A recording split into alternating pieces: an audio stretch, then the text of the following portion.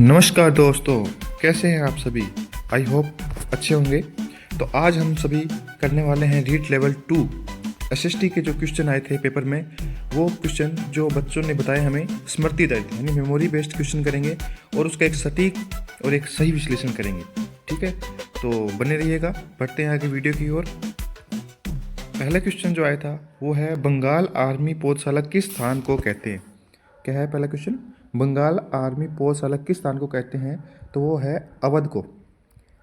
अगर आपने अवध किया है जो यूपी के अंदर है तो यू आर राइट, आपका आंसर राइट रहेगा। अगला क्वेश्चन है, पंडित हरिनारायण शर्मा जो अलवर के थे उनके द्वारा कौन सी संस्था निर्मित नहीं है। यानी ये जो क्वेश्चन है, अब अपने को ये पता होना चाहिए भी पंडित जो हरिनारायण जी थे उन्होंने बहुत सी संस्था को बहुत सी संस्था थी जो उन्होंने जिसके वो संस्थापक थे, जो उन्होंने निर्मित की थी। ठीक है, तो ये अब क्वेश्चन में ऑप्शन बेस्ड क्वेश्चन था तो उसी ऑप्शन के अनुसार आप सॉल्व कर सकते हो। अगला क्वेश्चन है, राउरकेला। राउरकेला जो है वो किस देश के सहयोग से स्थापित है। तो वो है जर्मनी। ठीक है, राउरकेला अगर पूछे तो किस देश के साथ है, जर्मनी। ठीक है, तो आगे बढ़ते हैं। अगला क्वेश्चन है, नर नारायण तपस्या और गजेंद्र मोक्ष। अब नर नारायण तपस्या और गजेंद्र मोक्ष मंदिर से कुछ एक क्वेश्चन आया था। अब ये क्या था प्रॉपर हमें पता नहीं चला है, लेकिन थोड़ा बहुत वगैरह है। ये विष्णु के अवतार थे। ठीक है जी, ये किसके अवतार थे, विष्णु के। तो आगे चलते हैं। जैसे जैन धर्म से संबंधित नहीं है तो शादवाद अनेकांतवाद। ठीक है, तो इस हिसाब से जैन धर्म से पूछा था तो जैन धर्म को भी हमें पता होना चाहिए भी क्या क्या है, उस हिसाब से हम बता सकते थे भी क्या नहीं है। तो जैसे श्वेतांबर, ठीक है, श्वेतांबर हो गया, दिगंबर हो गया, ये इसके दो भाग हैं। उसके अलावा जैसे इसके 5 धर्म हैं, अस्त्य, अहिंसा, ठीक है, ब्रह्मचार्य, अपरिग्रह, सत्य।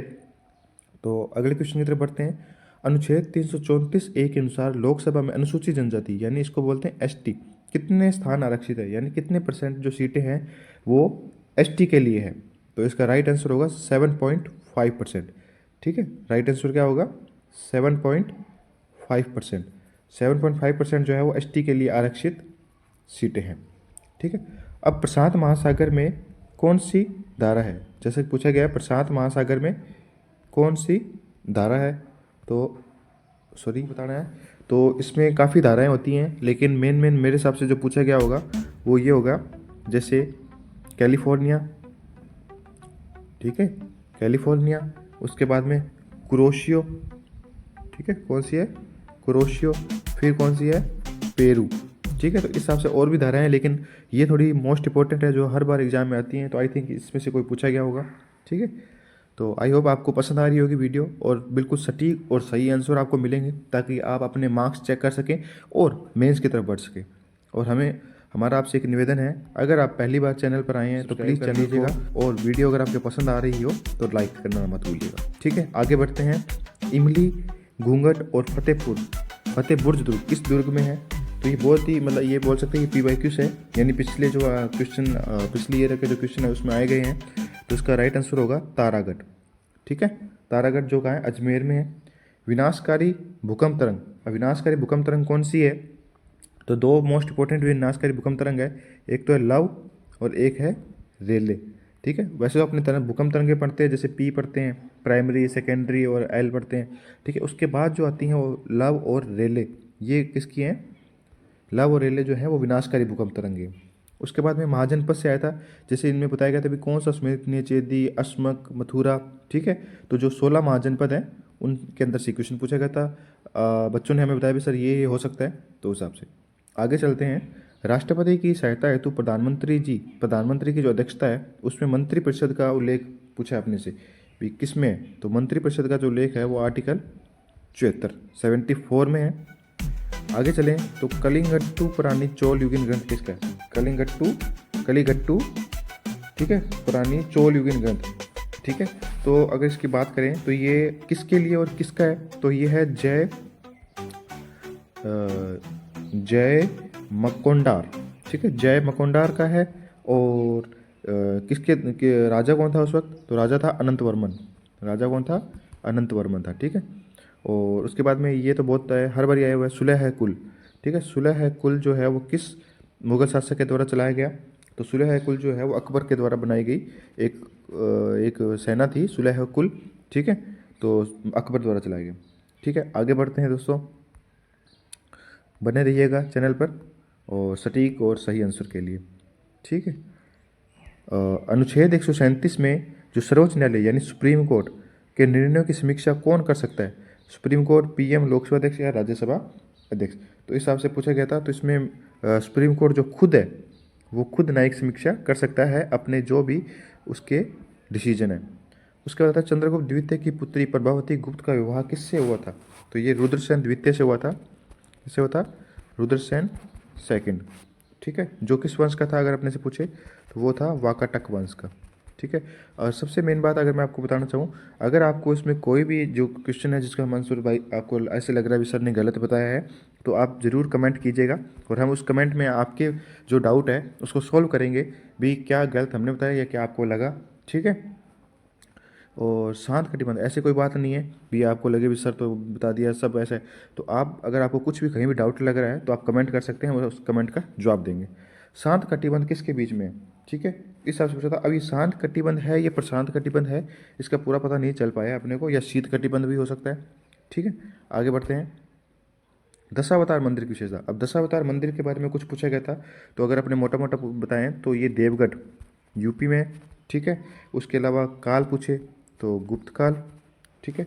उसके बाद पूछे कौन से भगवान, तो भगवान विष्णु। ठीक है। इस हिसाब से ये 3 पॉइंट हो सकते हैं दशावतार मंदिर के भी। देवगढ़ यूपी में स्थित है, गुप्त काल का है, भगवान विष्णु को समर्पित है। ठीक है। तो आगे बढ़ते हैं अगले क्वेश्चन की तरफ। ठीक है। अब बढ़ते आगे थे। तो उससे रिलेटेड जो क्वेश्चन है उसमें अगर अपने बात करें तो मेनली जो सिद्धांत, अगर इससे रिलेटेड कुछ क्वेश्चन हो तो मैं आपको बता देता हूँ। ठीक है। पूरे विश्व का कल्याण करना, पहला तो क्या था? पूरे विश्व का कल्याण करना। फिर था सभी के लिए क्या हो? भौतिक हो, आध्यात्मिक, ठीक है, और सामाजिक समृद्धि हो। भौतिक, आध्यात्मिक और सामाजिक समृद्धि हो। ठीक है। और ये क्वेश्चन तो बहुत ईजी क्वेश्चन है। ठीक है। ऐसे क्वेश्चन भी आप यूँ मत सोचना भी पेपर हमेशा टफ बनाया जाता है। पेपर एक एवरेज मॉडल का बनाया जाता है हमेशा, ताकि लो वाला बच्चा और हाई वाला बच्चा दोनों इसको अप्रोच कर पाएँ। ठीक है। अब पृथ्वी अपने अक्ष पर कितने डिग्री झुकी हुई है? तो 23.5 डिग्री। कितने डिग्री? 23.5 डिग्री झुकी हुई है। ठीक है। अब आगे बढ़ते हैं अगले क्वेश्चन की तरफ। अब आता है प्रयाग प्रशस्ति। सॉरी ये सही नहीं लिखा हुआ। प्रयाग प्रशस्ति के लेखक कौन है? तो ये बहुत मतलब ये भी PYQ से, ठीक है, जो हर बार कभी पटवारी में कभी RS में ये आया हुआ है। तो प्रयाग प्रशस्ति के लेखक कौन है? हरिसेन है। हरिसेन। ठीक है। हरिसेन बोल दो, हरिसेन बोल दो। पोस्ट ऑफिस विधेयक के समय राष्ट्रपति कौन था? तो पोस्ट ऑफिस जब विधेयक आया था उस समय राष्ट्रपति जो है ज्ञानी जेल सिंह थे। कौन थे? ज्ञानी जेल सिंह। ठीक है। भांगर और खादर किस प्रकार की मृदा है? तो ये मिट्टी से आया और यानी ये जियोग्राफी क्वेश्चन है एक। तो भांगर और खादर किस प्रकार की मृदा है? जालोड़ मृदा। ठीक है। जालोड़ मृदा है। अब गुरु नानक का जन्म कहाँ हुआ? ये सभी को पता है। तलवंडी ननकाना साहिब हुआ। ठीक है। कमला इलायची चित्रकार कौन थे? कमला इलायची जो चित्रकार है, या मतलब कमला इलायची जो चित्रकार है वो किस शैली के थे? यानी इसका क्वेश्चन क्या पूछा गया है? जो कमला इलायची चित्रकार है वो शैली कौन सी है? तो वो है नाथ द्वारा शैली। कौन सी शैली है जी? नाथ द्वारा शैली। अब पूछा मूल कर्तव्य किस अनुच्छेद में है? तो ये बहुत इजी क्वेश्चन है, और जो बच्चे SST की तैयारी कर रहे थे रीट लेवल 2 में, तो वो उनके लिए एक हलवा क्वेश्चन है। यानी मूल कर्तव्य किस अनुच्छेद में? 51 कै में। ठीक है। अब ये अल नीनो से आया था, तो अल नीनो का हमें प्रॉपर मतलब नहीं ध्यान लगा कि किस प्रकार से पूछा गया था, लेकिन बच्चों ने बोला सर अल नीनो किस महीने में आती है? तो अल नीनो एक शीतकालीन ऋतु में आती है, वहीं ला नीनो आती है वो गर्म ऋतु में आती है। ठीक है। आगे पूछते हैं किस संत को सिकंदर लोधी ने जमीन दान दी? ठीक है। तो संत रविदास जी। कौन से थे? संत रविदास। संत रविदास जी को सिकंदर लोधी ने जमीन दान की। ठीक है। आई होप आपको वीडियो पसंद आ रही होगी। सपन प्रिया जो रचना है वो किसकी है? तो सपन प्रिया जो रचना है वो है विजयदान देथा की। किसकी है जी? विजयदान देथा की है। काजरी कहाँ है? बहुत बहुत बहुत बहुत सिंपल क्वेश्चन और बहुत प्रीवियस ईयर वाला क्वेश्चन, हर बार हर एग्जाम में पूछे जाने वाला क्वेश्चन। जोधपुर, काजरी। ठीक है। अगला है लोकसभा में SC को कितनी सीट आरक्षित है? तो ये सब आपको पता होगा। तो 84 SC को आरक्षित है। वहीं ST को अगर आपसे पूछ लेता तो 47, ST को 47 और SC को 84। घरेलू हिंसा अधिनियम पूछा था कब लागू हुआ था? घरेलू हिंसा एक्ट तो 2005 का है, बट लागू कब हुआ था? 2006 में। और डेट क्या थी? 26 अक्टूबर, यानी 26 अक्टूबर 2006 को ये घरेलू हिंसा अधिनियम लागू हो गया। कामेश्वर और राजेश्वरी का संबंध पूछा गया था कि कामेश्वर और राजेश्वरी का संबंध अभी ये प्रॉपर नहीं डिटेल में आ पाया है, इसलिए नहीं बता पाएंगे पूरा क्या है। तो आई होप आपको वीडियो पसंद आई होगी।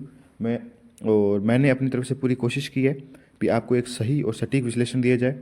अगर आपको ये वीडियो पसंद आई है तो लाइक ज़रूर कीजिएगा और अपने दोस्तों तक भी इसको पहुंचाइएगा।